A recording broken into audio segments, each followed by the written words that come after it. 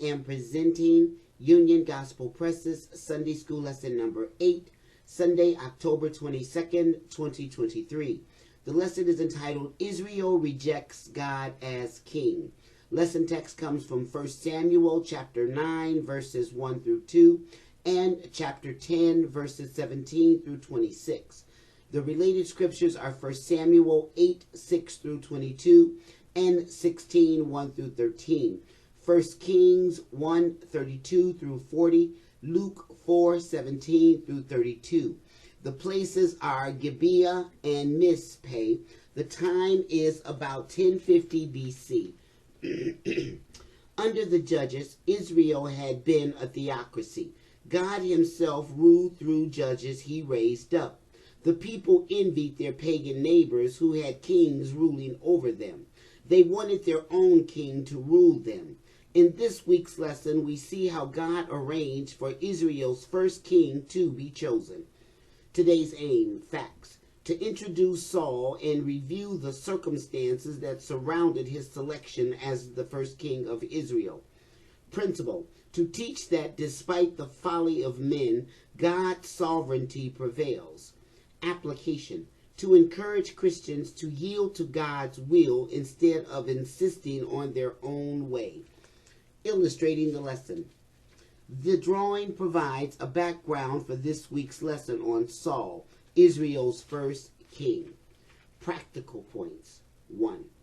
Impressive physical qualities do not disqualify one from spiritual leadership, but neither do they guarantee spiritual success. 1 Samuel 9, 1 through 2. 2. To reject the Lord's will is to reject the Lord himself. 10, 17 through 19. 3. Wise is the person who is not overly eager to assume a position of power. Verses 20 through 22. 4. It is not a blessing but a curse when ungodly people get what they want. 10, 23 through 24, 8, 4 through 2. 5. We would have fewer regrets if we remembered that our decisions are being made before the Lord. 10:25. 6. We should be thankful for the support of godly people. Remember that such support is a gift from God. Verse 26. Golden text. Ye have this day rejected your God, who himself saved you out of all your adversities and your tribulations. And ye have said unto him, Nay, but set a king over us. 1 Samuel 10, 19. Today we have 3 lesson outlines. The first is the background of the king. 1 Samuel 9, 1 through 2. The second is the presentation of the king. 1 Samuel 10, 17 through 24. And the third is the beginning of the kingdom. 1 Samuel 10, 25 through 26. Introduction. We observed in our previous lesson that during the time of the judges, Israel faced daunting political and military problems. Its lack of unity was an invitation for neighboring peoples to invade, raid, and oppress it. To many, the solution seemed to lie in a monarchy that could unify the people. Yet we shall see that kingship brought its own kinds of problems. Loss of freedoms, arrogance of power, and trust in human instead of divine leadership. This week's study introduces Saul, Israel's first king. Despite his ordinary family and tribal connections, his appearance won him the admiration and allegiance of his people. The background of the king. 1 Samuel 9, 1. Now there was a man of Benjamin whose name was Kish, the son of Abiel, the son of Zeror, the son of Bechorath, the son of Athiah, a Benjamite, a mighty man of power. Verse 2. And he had a son whose name was Saul, a choice young man and a goodly. And there was not among the children of Israel a goodlier person than he. From his shoulders and upward he was higher than any of the people. The identity of Saul's father. 1 Samuel 9, 1.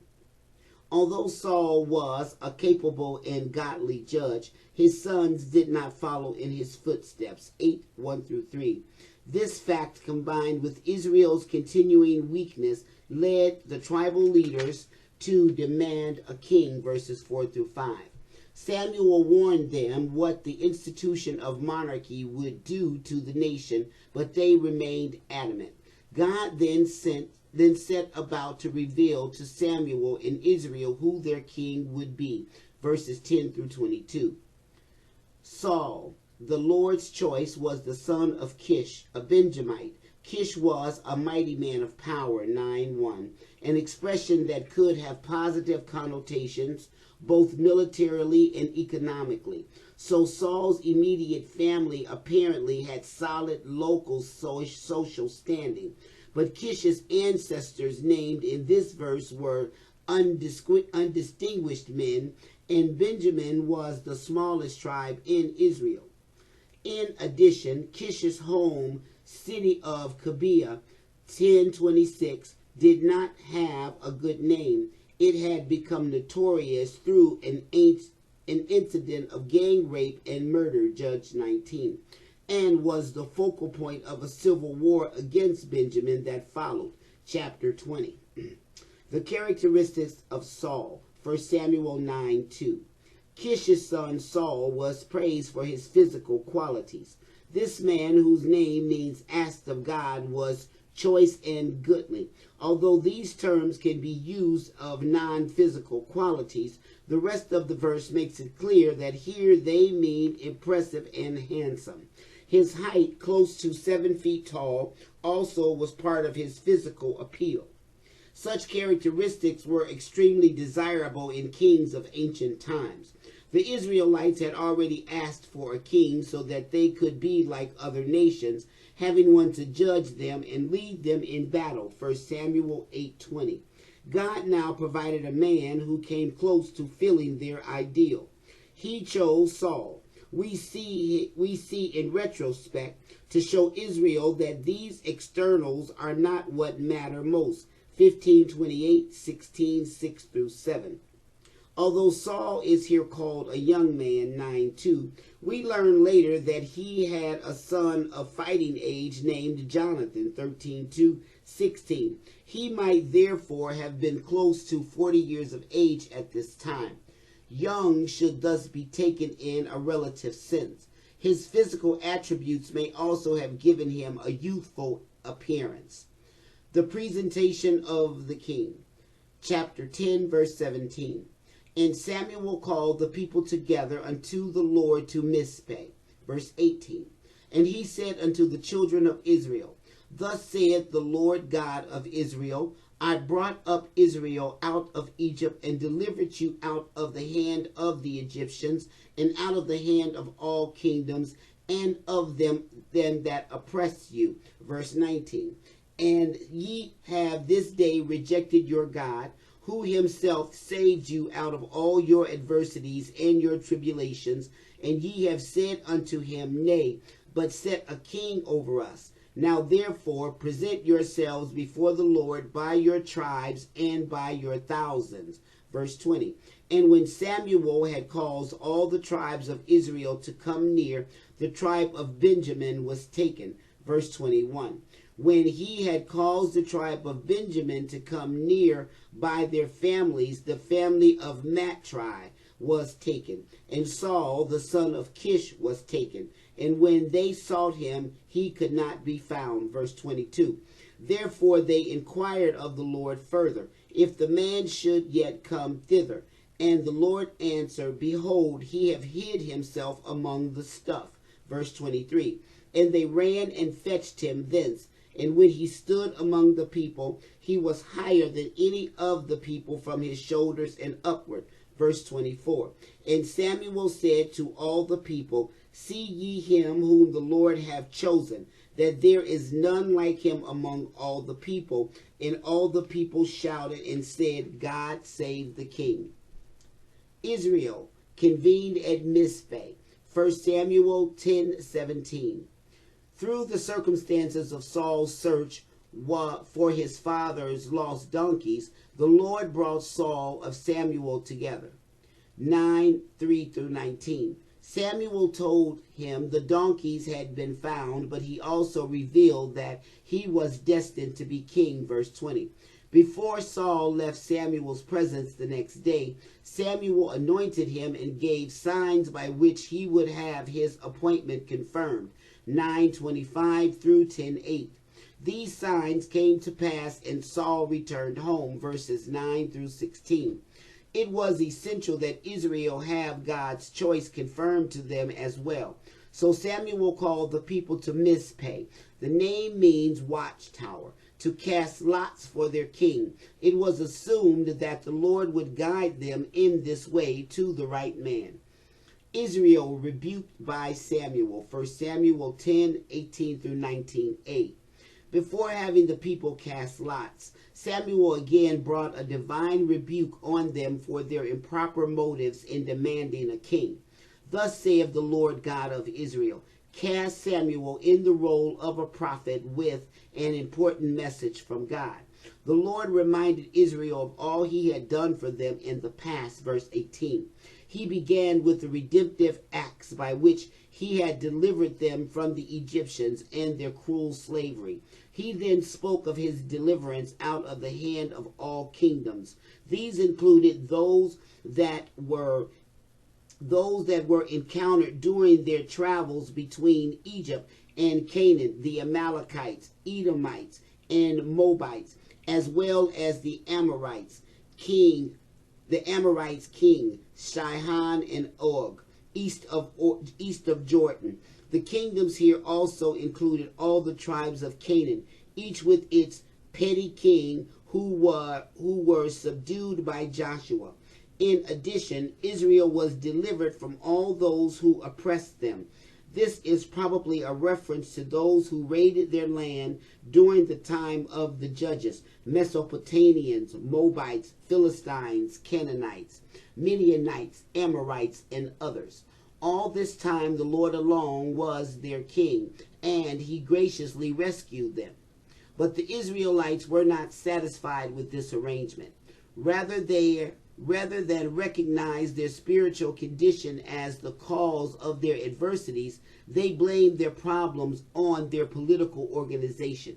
Instead of thanking God for rescuing them in time of need, they lamented that they had no physical person to lead them. If only they had a human king. In wanting a king for these reasons, they had rejected their God. Verse 19. They had ceased to see life in theistic terms. They defined their problems as earthly ones and then sought a human solution to them. They deluded themselves into trying to solve national problems by political means alone. The spiritual dimensions of life was gone. Saul sought by lot. 1 Samuel 10:19b-21. Having rebuked the Israelites for their ingratitude, Samuel nevertheless went forward with the process of identifying their king. He commanded them to present themselves before the Lord by your tribes and by your thousands, clans. Then, by a divinely directed process of casting lots, the choice was narrowed as most were eliminated. Casting lots was a common practice among ancient people in making decisions and in gambling. Esther 3:7, Jonah 1:17, Matthew 27:35. When used by Israel, it was assumed that the Lord would oversee the procedure to accomplish his will. Proverbs 16:33. The actual means Israel used in casting lots is nowhere described. As the lots were cast, the tribe of Benjamin was taken. 1 Samuel 10:20. Within the Benjamite clans, the family of Matri was taken. Verse 21. And from them, Saul was eventually taken. A problem arose, however, when Saul could not be found. Saul brought before the people. 1 Samuel 10:22-23. Saul's absence necessitated a further inquiry directed to the Lord. Where was this man? Had he arrived yet? How might they find him? God's answer was, he have hid himself among the stuff. The stuff refers to the baggage or supplies of those who had assembled there.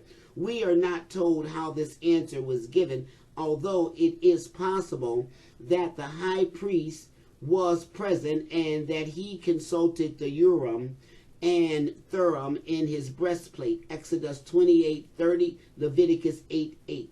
It is indeed amazing to think of this handsome, strapping man, so kingly in appearance, hiding among the baggage while the nation waited to acclaim him. How can we explain his behavior? It could be accounted for as an average evidence of humility. At this stage of his life, Saul revealed an appealing, unassuming modesty. He was an unsophisticated man from the country who had never dreamed of being king. He had felt uncomfortable imposing on Samuel, 1 Samuel 9:7, and when the prophet told him of his destiny, he was astounded. He was conscious of his humble connections, and he wondered why Samuel should say such things about him, verse 21. Furthermore, after being anointed, Saul returned home and did not even tell his relatives what had happened, 10:16. The same unassuming manner is also evident in the events following his presentation to Israel. He returned to his farm, ignoring his critics, verse 26 through 27. And when the first military challenge came, he was following the cattle home from the field, 11:4 through 5. He was a man who, at this point, was unspoiled by a lust of power. Modesty may have caused Saul to shrink from a public exposure that could be interpreted as self-exaggerated, but his hiding, 10:22, may also have betrayed a weakness, the fear of taking responsibility and a tendency to be indecisive. This too was to be manifested in later actions. In an early engagement with the Philistines, it was Jonathan, not Saul, who took the initiative, 14:1 through 2. Moreover, with Goliath challenged the Israel, chapter 17, Saul trembled with all the rest, verse 11. Whatever Saul's reason for concealing himself, he was soon found and brought before his countrymen. What a magnificent sight he was, standing head and shoulders over all of them. Any weakness he had were, for the time, hidden under a flawless exterior. He was every inch a king. Saul acclaimed by Israel, 1 Samuel 10:24.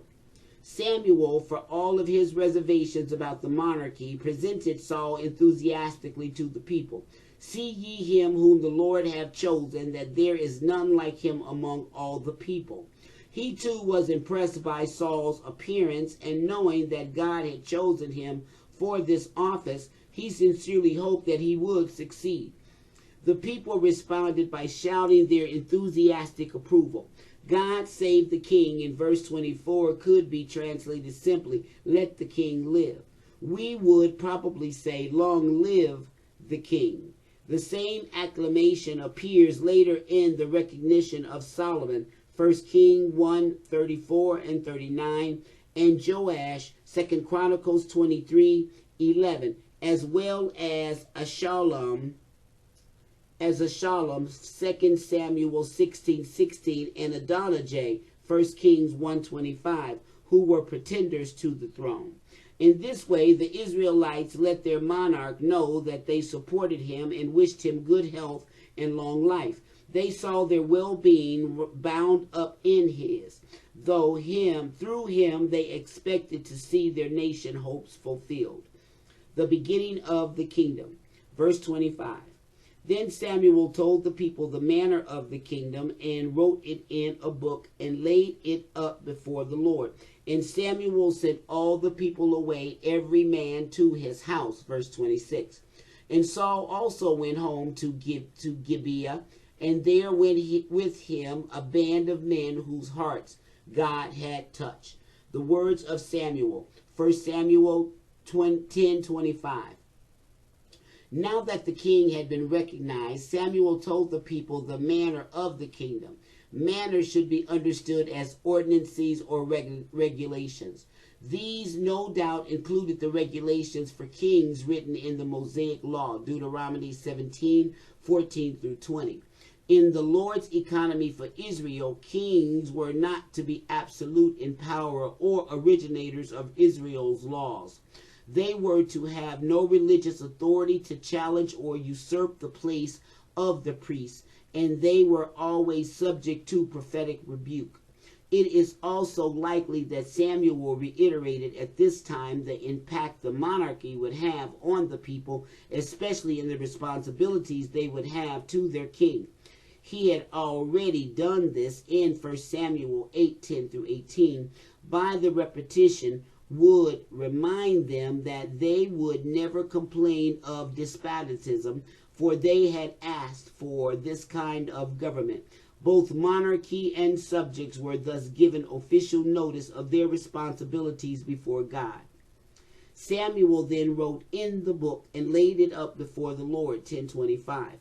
This was a scroll that was considered a binding contract for future generations. It had become common practice to put important matters in writing. Exodus 17:14, Joshua 18:9, Job 9:23 through 24. The importance of this scroll is evident from the fact that it was to be placed before the Lord. Most likely it was deposited in a secure place in the tabernacle. Samuel then dismissed the congregation to return to their homes. The followers of Saul, 1 Samuel 10:26. As noted before, Saul also returned to his home in Gibeah and went back to farming. He apparently made no conscious effort to establish a court or raise an army. Those things would follow in due course. We should not equate Israel's monarchy at this time with the ordinance setting of Solomon of the Egyptian and Babylonian kings. It began in rustic circumstances. Saul did not return alone. There went with him a band of men whose hearts God had touched. These men recognized Saul as God's chosen and gave full allegiance to him. They did not at this time constitute an army, but as a royal escort they formed the nucleus of one. Saul had his critics as well, verse 27, but he began his rule in an atmosphere of promise. Questions. 1. From what kind of family and tribal background did Saul come? 2. What appeal did Saul have to those who wanted a king? 3. What happened between Saul and Samuel before the national convocation at Mizpeh? 4. Why did Samuel rebuke Israel before they chose their king? 5. Why was monarchy wrong for Israel? Explain. 6. What method was used in identifying Israel's king? 7. What is a possible explanation for why Saul hid himself among the baggage at Mizpeh? 8. How did Samuel and the Israelites express their approval of Saul as king? 9. What did Samuel discuss with the people after Saul was chosen? 10. Where did Saul go after his recognition? Who went with him? This concludes the Sunday School lesson for Sunday, October 22nd, 2023. Thank you for listening. God bless.